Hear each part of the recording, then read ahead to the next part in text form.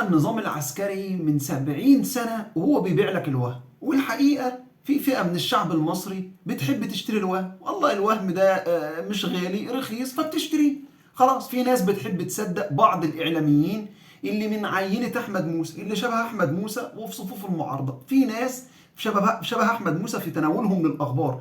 في ناس تيجي تكلمهم كده ويبص لك بعض الإعلاميين يقول لك خلاص كأن سيسي ده بعد ساعتين ماشي، بعد ساعتين ونص سيسي ده خلاص انتهى او ماشي خلاص وموضوعه خلص خلاص، وجاي لك الراجل اللي مش عارف مين واللي الجيش بيطلعه هو ده اللي هيترشح وخلاص. على سبيل المثال زي محمود حجاز، شفته في الفتره اللي فاتت، الشهر ولا الشهرين اللي فات، ناس تخرج تقول لك خلاص محمود حجازي هيترشح للرئاسه.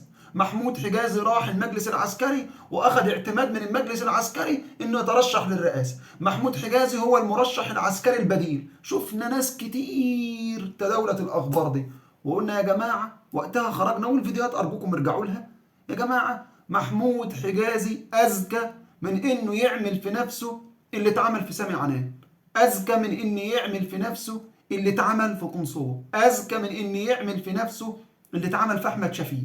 محمود حجازي شاف هؤلاء واللي حصل لهم، شاف كل الدول وعارف ومدرك تمام الادراك. علشان ياخد الموافقه على الترشح للرئاسه اولا بتيجي من عده اماكن، قلنا كده، بتيجي من امريكا، بتيجي من الخليج، بتيجي من اسرائيل، وبعدين بتيجي من المجلس العسكري وقيادات المجلس العسكري، علشان هو لسه يعتبر موجود على قوة المجلس العسكري، او بمعنى اخر مطلوب ضمن حاجة اسمها الاحتياط للخبرة. بيجي يطلبوه، يخلي سامي عنان اهو 80 سنة وبيطلبوه احتياط للخبرة، فيجي يترشح على المواطن السيد في الوطن السيد، يقول له تعالى يا سيد روح العنبوك على طول، نقطة من اول السطر.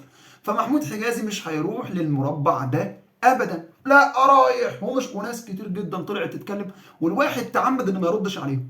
لكن فجأة النهارده ظهر محمود حجازي رفقة عبد الفتاح السيسي في الكلية الحربية، والصورة اللي امام حضراتكم دي. الناس اللي قعدت بقى طوال الفترة اللي فاتت تديك الوهم في كيس بلاستيك، تحطه لك في ازازة بيبسي، وناس كتير تاخد منهم الوهم. جماعة محمود حجازي لن يترشح للرئاسة. ليه؟ محمود حجازي وناس تانية طلعت لك بقى قالت لك محمود حجازي فيما بينه وما بين الأسرة بتاعته، أو يعني أسرة محمود حجازي وأسرة السيسي ما بقوش يكلموا بعض، ومش عارف مين راح فين، والواد والبت سابوا بعض، وقعدوا يحكوا لك حكايات وحواديت ألف ليلة وليلة، وجابوا شريهان ونيلي وقعدوا يحكوا لك أساطير، وما فيش الكلام ده. يا جماعة ماشي، محمود حجازي ليس راضيا على اللي عمله في عبد الفتاح السيسي. انا بقول لك اهو، حتى هذه اللحظه انا متمسك بهذه الكلمه. محمود حجازي ليس راضيا عن عبد الفتاح السيسي لما شالوا من رئاسه الاركان وقعدوا في البيت ولبسوا الجلابيه. مش راضي عن الموقف ده، بس هو عارف في فرق ما بين انا مش راضي عن الموقف ده، وفي فرق ما بين انا لو بصيت لبعيد. قلتها لحضراتكم في فيديو سابق، عبد الفتاح السيسي لو مدرك ان مدام انتصار بصت على الكرسي اللي قاعد عليه، هو بنفسه هيعمل في مدام انتصار اللي اتعمل في الاخوان المسلمين. هو الا الكرسي، لان عارف السيسي، عارفين محمود السيسي شخصيا لو بقى الرئيس، السيسي لن يؤمن اي احد على نفسه. هو الراجل ده عارف عمل ايه. فبعض الناس قالوا لا ده محمود حجازي لو جه ده اللي هيبقى المرشح اللي هو المناسب في الفتره. محمود حجازي كان موجود واللي حصل في رابعه، كان موجود واللي حصل في شوارع مصر، كان موجود وترام صنافير بتتباع، كان موجود ونهر النيل السيسي بيوقع على الاتفاقيه، كان موجود ومصر بتفرط في المياه الاقليميه والحدود الاقليميه لقبرص، كان موجود، وكل ده بيحصل. فلم يكن يغني ولا يسمن من اي شيء محمود حجازي. فيا جماعه مش هيترشح. فاذا بمحمود حجازي يظهر وصوره تانية اخرى امام حضراتكم اهي، وجنب منه شيخ الازهر وقاعد مع السيسي في الكليه الحربيه، وعادي جدا، ويبدو ان الواد والبت اتصالحوا على بعض وخلاص والموضوع خلص على كده، مفيش اي حاجه من الكلام ده. في التوقيت نفسه احمد طنطاوي بيعلن البيان اللي امام حضراتكم، اللي هو يعني هنقرا الجمله بس اللي محدد على دي، ان انا هاعلن غدا موقفي من الترشح لرئاسه الجمهوريه.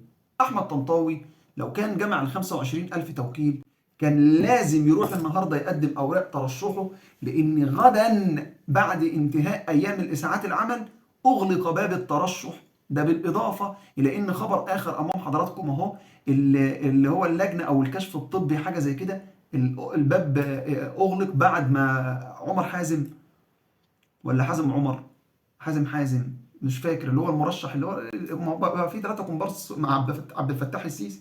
والله عبد الفتاح السيسي قال لك اللي حصل في 2014 و2018 حمدين صباحي وموسى مصطفى موسى، انا هعمل 3 نسخ منهم في انتخابات واحده، 3 نسخ منهم في انتخابات واحده.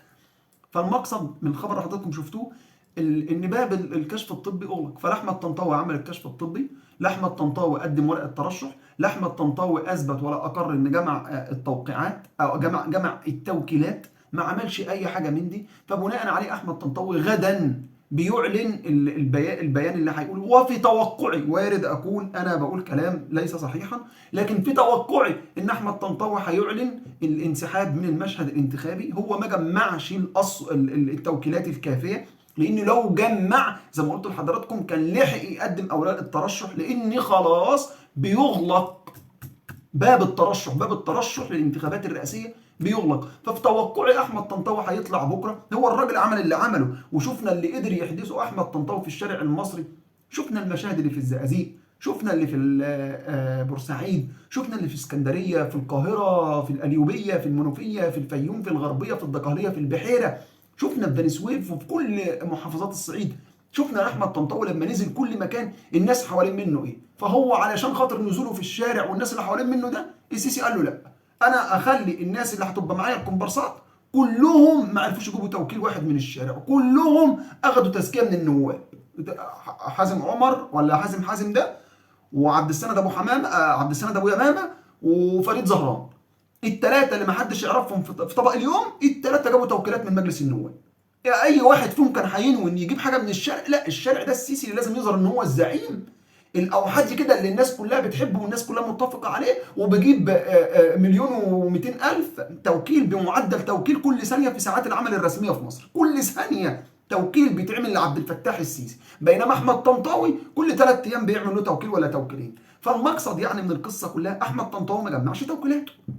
فلو كان جمع توكيلاته كان خرج وقدم ورق ترشحه. انما فكره ان هو يقول لك هروح بكره حزب المحافظين بتاع المهندس اكمل قرطام زي ما البيان امام حضراتكم، ويقول لك هنبقى هناك بعد الساعه 5. الساعه 5 دي يعني ساعات العمل اغلقت في مصر، ساعات العمل تمت في مصر. فهو لما يقول لك هنروح بكره الساعه 5 هناك، يعني هو رايح بعد انتهاء اخر يوم عمل، ويوم السبت رسميا خلاص ما بقاش يحق لاحد ان هو يتقدم لاوراق الترشح باوراق الترشح لرئاسه الجمهوريه. فهو هيخرج الساعة 5 علشان يقول لك ان انا حصل ليا 1 2 3 4 الفيديوهات اللي احنا شفناها ومنع التوكيلات، علشان يقول لك ان انا حصل معايا مضايقات امنيه، عشان يقول لك اللجنه العليا للانتخابات ولا الهيئه الوطنيه للانتخابات لم تكن ما كانش في شفافيه، عشان يقول لك اللي حصل في الشهر العقاري. كل دي استنتاجات، لان زي ما قلت لحضرتك لو كان جمع التوكيلات كان راح تقدم للترشح، لان خلاص باقي ساعات العمل غدا واغلق باب الترشح. فكره ان هو هيظهر بعد الساعه 5 عشان يشرح لنا اللي احنا شفناه بالفيديو طوال الايام اللي فاتت من مضايقات امنيه وشهر عقاري وغيره، وانصاره ال 120 واحد اللي الشرطه واخداهم، والقصه دي كلها. فخلاصه الفيديو ده يا جماعه ظهور مفاجئ لمحمود حجازي، بالاضافه لاحمد طنطاوي في اعتقادي الشخصي خارج ليعلن خروجه من السباق الانتخابي او المسرحيه الانتخابيه اللي عبد الفتاح السيسي والمخابرات برضه اخرجوها. نفس مشهد 2014، نفس مشهد 2018، بس زودوا على حاجه خلاها 3 كومبارس بدل ما كان واحد. قال لك لا والله حط في 3 كومبارس. سلام عليكم.